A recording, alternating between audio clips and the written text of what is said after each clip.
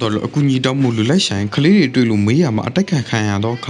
အမြန်ထွက်ပြေးပြီးရွာရဲလူတယောက်ကိုတွေ့လို့အကူကြီးရတယ်ထင်ခဲ့ပေမဲ့လည်းတရားလုံးကိုတက်ဖြတ်ခဲ့တဲ့လူသမားဖြစ်နေတာကိုတည်သွားပါတော့တယ်ဒီကိုဆိုတဲ့အမျိုးသားတစ်ချစ်သူရင်နာနဲ့အတူကာစီပြီးထွက်လာတာပါဒါမဲ့လမ်းပြောက်တော့အကူကြီးအတွက်တော်တော်လမ်းလျှောက်ပြီးရှာနေရတာပေါ့နောက်တော့ကလေးအုပ်စုနဲ့တွေ့တာပဲကလေးတွေတော့တမျိုးထူးဆန်းနေတာပေါ့သူတို့ဖုန်းလေးဆက်လိုက်ရမလားမေးကြည့်တော့ဘာမှပြန်မပြောပါဘူးအဲ့ဒါနဲ့သူတို့လည်းထွက်သွားလိုက်ပါတယ်ထွက်သွားတဲ့အချိန်ရှင်နာသူ့နောက်မှာကလေးတွေလိုက်လာတော့မြင်လိုက်ရပါတယ်ဒီကိုပြောပြီးကလေးတွေကိုကြည့်နေလိုက်ပါတယ်ရီကိုကလည်းဘာလို့လိုက်လာတဲ့မင်းကိုရှိသေးဒုံးနေရလေပဲမဲ့သူတွေထွက်လာပါတယ်အဲ့ဒါကိုမြင်တော့ရီကိုကအမြင်နဲ့ထုတ်ပြီးထွက်ပြေးလာလိုက်ရပါတယ်နောက်တော့ရွာလေးတူရအောင်ရောက်တော့လူသူကင်းမဲ့ပြီးနေအိမ်မဲလင်းနေတာပါသူတို့နေတဲ့နေစီကိုတော့ပြီးတော့တကားခောက်တော့အမျိုးသားထွက်လာပါတယ်ရီကိုတို့ကသူတို့ခက်ခဲကိုပြပြတော့ကိုကြီးပေးမယ်ဆိုတော့အိမ်ထဲကိုခေါ်သွားလိုက်ပါတယ်အိမ်ထဲမှာရီကိုကလေးတွေအကြောင်းသိလာတော့မေးတော့သိတယ်သူတို့ကအဲ့လိုတိုက်ခတ်နေကြတာဒီကိုလာမှမဟုတ်လို့စိတ်မပါနဲ့ပြောလို့သူတို့လည်းထားလိုက်ပါတယ်နောက်တော့ရွာမှာဘယ်သူမှမရှိတဲ့အကြောင်းပြီးတော့အရင်ကကဲရောခါကြောင့်ပြန်ပြောပါတယ်နောက်တော့ရီနာကိုကြီးအတိတ်တော်ကငါမှအဲ့ဒီလိုကောင်မလေးတယောက်ရှိခဲ့မှုတယ်သူကတိတ်ကိုလာပါခဲ့တာဒါမဲ့တရက်မှာထူးဆန်းတဲ့ယောဂကြောင့်တုခနာကိုသူတွေတီးတဲ့တစ်ပင်ဖြစ်ပြောင်းနေသွားတာလို့ပြောလိုက်ပါတယ်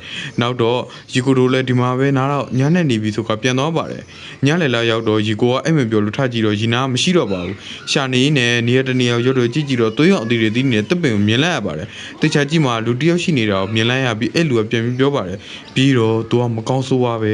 ရောစားတွေအကုန်တက်ပစ်ပြီးတော့တစ်ပင်ဆိုင်ခင်းနေပြီးပြောင်းလဲပစ်တာအပြောင်းမခံချင်ပြီးတော့ဆိုကသူလည်းပြေးဖို့လုပ်ပါတယ်ဒါမဲ့ရီနာလည်းပဲမှာတစ်ပင်သေးလေးတွေပေါက်နေပါပြီဂိမ်းမဆိုင်ပဲသူလည်းပြေးလိုက်ပါတယ်အပြင်ရောက်တဲ့အချိန်မှာသူ့လက်မှာတပင်ပေါက်နေတာကိုမြင်လိုက်ရကဇလန်းလေးလည်းပြီးဆုံးသွားပါတော့တယ်